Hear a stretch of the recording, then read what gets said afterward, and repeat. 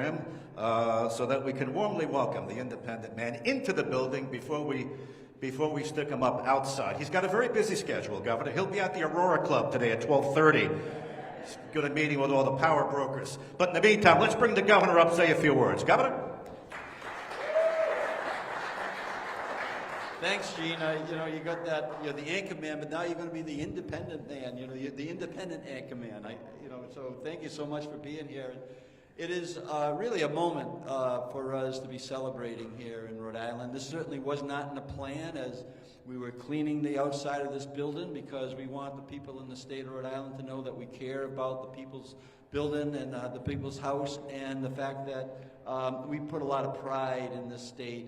And this is what today's all about. Today's talking about not only our past, but also our future. And so thank you all for being here, and thank you for the coverage that people are hearing around the state of Rhode Island. I want to thank our Secretary of State, Greg Amore. Greg, thank you so much, and your leadership on history is it's very timely. Extremely timely as we're going through, the transition out of the pandemic into an economy that we can really be proud of, lowest unemployment rate in the history of the state of Rhode Island, and project after project after project, putting people to work in our state on really important things.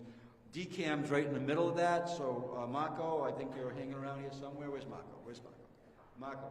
Right there. Thank you so much for leading the charge. He had to deliver the news to me that there was a crack in the foundation that the independent man was standing on, and we had to take it down. So that was not in the plan, but the remarkable work by DCAM, along with all the partners that are here today, Local 57 operating engineers, the men and the women who have worked not only in cleaning the building over the last several months, but also those who engineered the project. That we were holding our breath, Jonathan, right? As the work was being done yesterday, but it was flawless. And I think that's a deep credit to those men and women that are working here. And I know a couple of them are here today, right? Stand up. The crew that took this crew down. Thank you so much. Thank you so much. I mean, this is part of Rhode Island as well, putting people to work on really important projects. So thank you for your leadership, and we'll continue to partner in to make this this work even more. Thank you. You got it. Thank you so much. And also, I want to recognize Robert Beadle, one of our state employees, who was documenting the State House cleaning project when he noticed a big crack in the base of the independent man and brought it to our attention. So Robert, thank you. Where's Robert? Robert's hanging around here somewhere. Robert, thank you, Robert. Appreciate it. And of course, our special guest here, the General himself, who has been a longtime friend, but an incredible leader in the state of Rhode Island. But before you were as a general, you were here as a lieutenant? What? A major, yes. And it took a major to unbolt the bolts on the independent man up in the dome back then, and the general was part of that. When I heard the general was part of that effort at that time, I said, General, you got to be a central piece of this. Not only representing the past history of the state of Rhode Island, but also be here today to encourage the future of our state. So thank you so much, General. Thank you so much for your leadership in many ways. And I am thrilled to have Kristen Adamo here to highlight the importance of Rhode Island's history and the fact of the Tourism Council, tourism to the state of Rhode Island. And a big weekend, Army-Navy game this weekend. We host that, and we're going to have the midshipmen here in downtown Providence. And we know what that means. The heads and beds means a lot to us. It means about restaurants. It means about the tourism. So thank you so much. Our tourism figures are up 5.4% year over year. We expect that they're going to increase even more with your work and all the partners you have, Kristen. So thank you for being here. And the independent man, an iconic symbol of our state and our source of pride for all Rhode Islanders. This statue represents freedom and independence, and it's embodying the spirit of this great state, the Ocean State. The Secretary Amore, a former history teacher, will remind us, Rhode Island was established by dissenters from Massachusetts Bay Colony who sought religious and political freedom. And Rhode Island was the first colony to declare independence from the British rule, 2 months before the Continental Congress adopted the Declaration of Independence. And we want the people to know this history and celebrate this history. And I'm proud to be working with the Secretary on an idea of an archives building. And we fully intend, with General Assembly support, to have a ballot question to build this archives building and tell our story. Finally, tell our story. It's been too long that others have been taking credit or considering them that we're not one of the 13. We are one of the 13. And we need to be proud of that. So today is also a day in the history books for the independent man. It's down from the building from only the second time in our history. It will be on display here in the building until January 8th, and then we will be moving him for restoration and a much deserving cleaning, and then we'll be putting him back on top of our State House for another 50 years or so, right? So this is the moment when we see him and say hello. I gave him a high five yesterday on live radio with Gene. Thank you very much. And but also, like I continue to impress, it's not only about our past; it is about our future, right? This is what we're here to talk about: is the future of our state and the families that live in our state, and the work that we're going to do to make sure that we continue to live up to those original principles that our state was founded on. So I encourage Rhode Islanders to come to the State House and see the statue up close, take a selfie with him, give him a high five. That would be difficult. And enjoy the fact that, that you'll be able to kind of really absorb in a real way with some of the remarkable work that's been done here to kind of really illustrate what we're going to be illustrating in that archives building that we'll be building, Secretary. And as we work through the restoration process and have a better understanding of the statue's condition, we will look forward to additional opportunities to celebrate our state's history before the independent man goes back to his perch on top of the State House. I really look forward to a way where we can share this around the state of Rhode Island in a real celebrated way, especially as July 4th comes. So thank you all for being here. Gene, thank you so much for being willing to kind of host this. It gives a definite flavor to the effort. You are a public servant, and I'm going to look forward to you when you join me at the first soccer game in Pawtucket. All right, thank you so much. Come on back up. Thank you very much. All right, thanks, Governor. You mentioned General Centracchio. My goodness, General Centracchio has been on TV more than I have these past 2 days. But that's important because you were here in '76 when this was brought down the first time. You've got some terrific stories to tell. So let's bring up the Adjutant General Emeritus, Lieutenant General Reginald Centracchio, great Rhode Islander. General.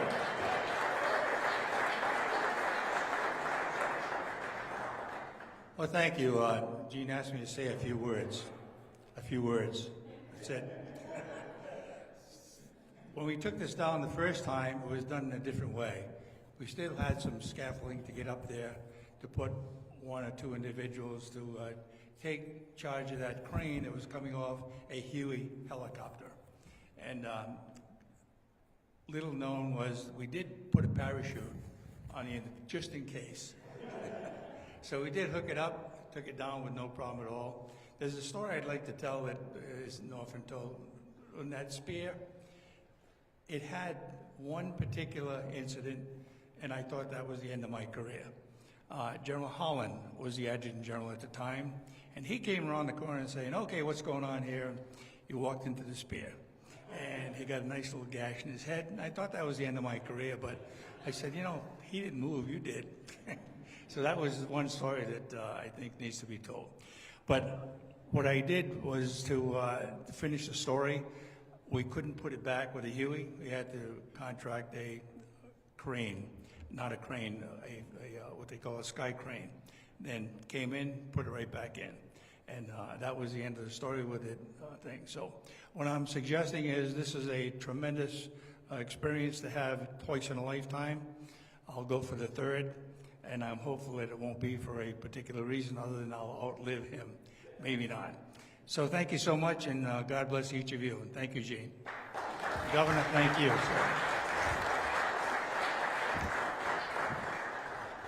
Thanks, General. Great to see you again at the State House.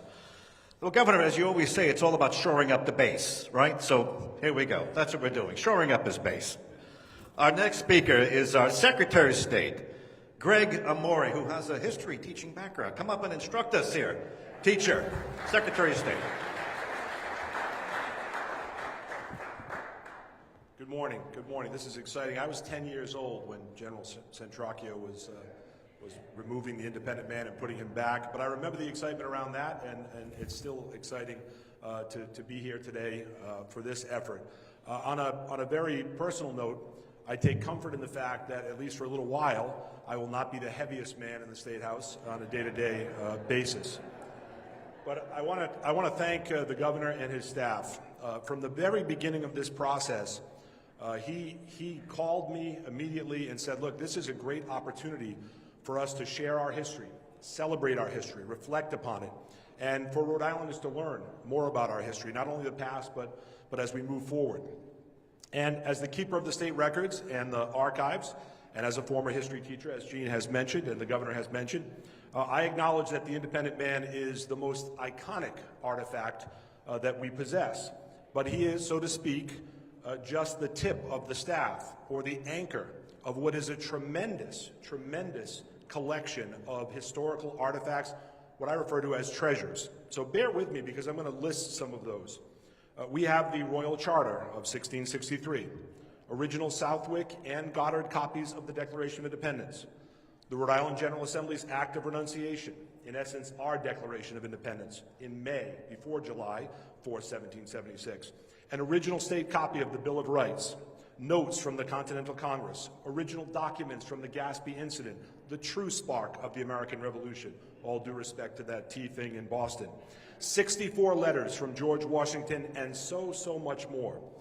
We know that in the weeks and months to come, thousands of Rhode Islanders, and many people from out of state, we hope some people from around the world, will come here to get an up-close look at the independent man.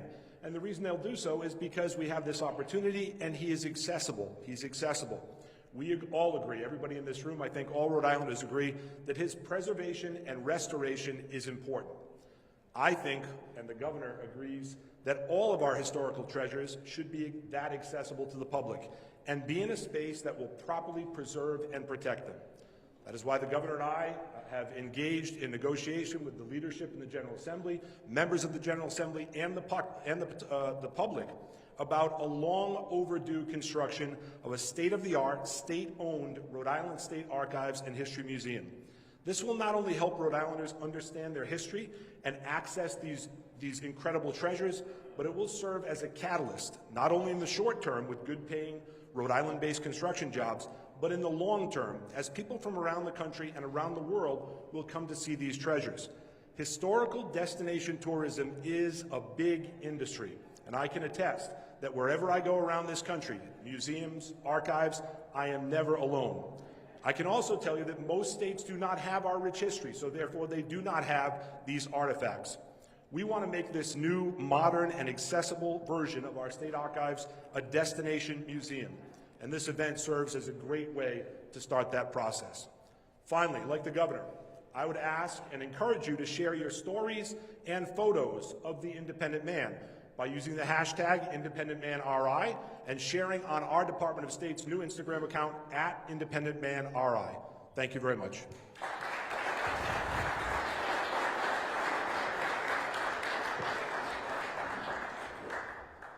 Thank you, Mr. Secretary.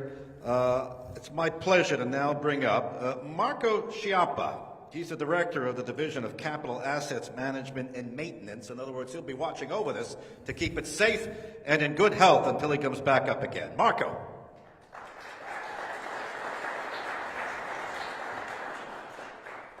Good morning, everyone. So just to give a quick overview of where we've been and where we're going with the independent man, more on the rehab portion of this, as has been mentioned. I mean, we started this by a cleaning project of the State House. For those of you who frequent this building, I think if you look outside today, you'll see it's pretty much glistening. That cleaning project is almost completed. We're still on track to get it done by January, and for those, again, who see this building on a day-to-day basis, there's a significant change as to what the appearance of this building looks like. Involved in that has been, I know, recognized East Coast Masonry, the contractor doing the cleaning, and also DBVW, Providence Architectural Firms, that helped put together the proper process to get that done without harming the actual marble. So it's an interesting process, that challenge they had to tackle, but they tackled it, and as you can see, it's working out very well.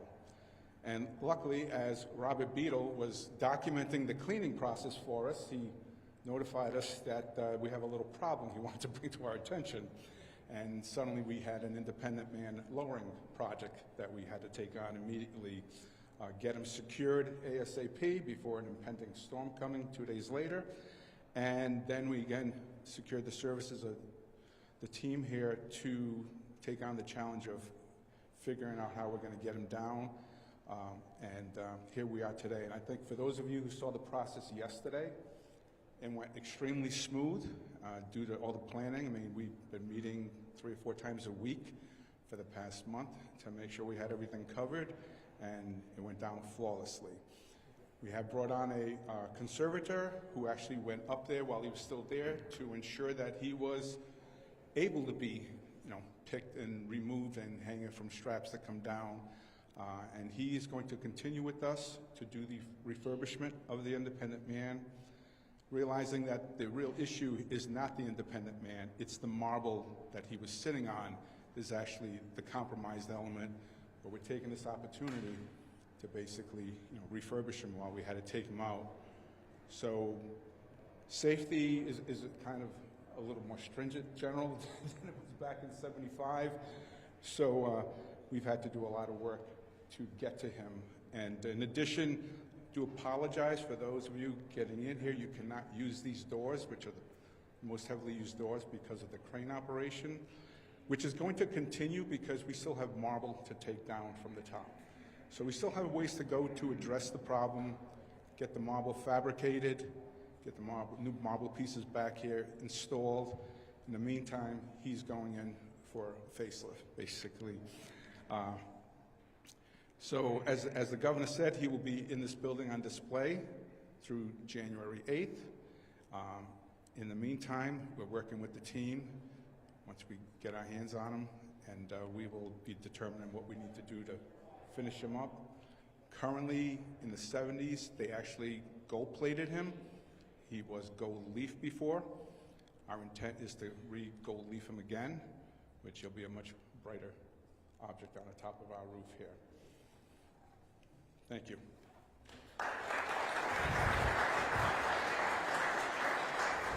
Thank you, Marco.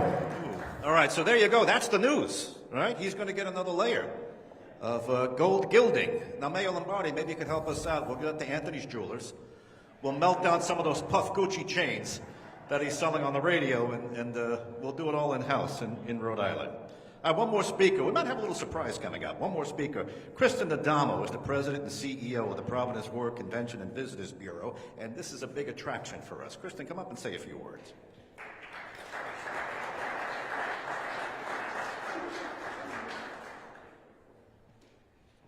Thank you, Gene. As the governor said, I'm having a really good week. We had an awesome holiday event here in the city of Providence. We have Army-Navy coming up. But this, for me, as a native Rhode Islander, really takes the cake. So thank you for letting me be here. And funny thing is, I came in and I said, "Where's the independent man?" And someone said, "It's right behind you." And I didn't realize it was here because the last time that he came down, I was about 4 or 5 years old. And in my head, it was just ginormous. So, I mean, it's still pretty big, but when you're 5 or 4, But I hope that other Rhode Islanders will take this opportunity also to come and see the independent man with their families. In marketing Providence and Warwick and all of Rhode Island to visitors from around the world, one of our biggest assets is really our rich history. As everyone has said, we were the first colony to declare independence, and we were the last to ratify the Constitution because, and I'm hoping I'm getting this right, Secretary, we insisted on a Bill of Rights, correct? So that fierce spirit and that reverence for freedom, I think, is really embodied in this statue. And this State House is, of course, our seat of government, but to me, it's a giant tourism attraction. And people from all over the world come and marvel at its architecture. They learn more about our role in developing this country, and I think that's going to be even more on display in 2026 when the United States celebrates its 250th birthday, and I know a lot of Rhode Islanders are working very hard to tell our story. And if you didn't know, there's an excellent visitor center and gift shop right around the corner here in the State House. So I think I got everything in. But I really hope that my fellow Rhode Islanders will take this case for what is, in my case, a twice-in-a-lifetime opportunity and really come and learn more about this building. And then I would like to encourage everyone to be tourists in their own backyard. And there's lots of ways to do that. Here in Providence, you can come visit the big guy and then have lunch and perhaps go see the John Brown House or Stages of Freedom or any of the other historic and cultural institutions we have in our city. In Newport, you can go check out the Redwood Library. South County has the Tamaqua Museum and Gilbert Stewart Museums. Blackstone Valley has Slater Mill. And that's all really the tip of the iceberg. So with this holiday break fast approaching, I think it's really a great time to get out and explore our state and really see what tourists see every day. And an easy way to find that information is to go on to visitrhodeisland.com and goprovidence.com. And so I encourage my fellow Rhode Islanders to join the millions of people that come to Rhode Island every year and really explore everything that our state has to offer. So thank you. Thank you, Kristen. You know, you're right, he does have a very large head. Almost as big as some TV people I know. Governor, you told me to take the freight elevator up today. That wasn't nice, Governor. You know what, since we're all here, and we're all in such a good mood, boy, I haven't seen this great a mood up at the State House in a while. Everybody feels great today to celebrate the Independent Man. Why don't we light the tree, Governor? Since we're all here, why don't we throw in an extra added attraction? Now let's give the photographers time. Guys, we're going to light the tree that's right up in the rotunda, so if you want to take a quick move and get in place, we've got a switch. The General's going to come on up. General, you get the honors. Along with the Independent Man and the Governor, we're going to light the rotunda tree. So if the photographers want to take 2 minutes and just get a nice shot of that, now is your time.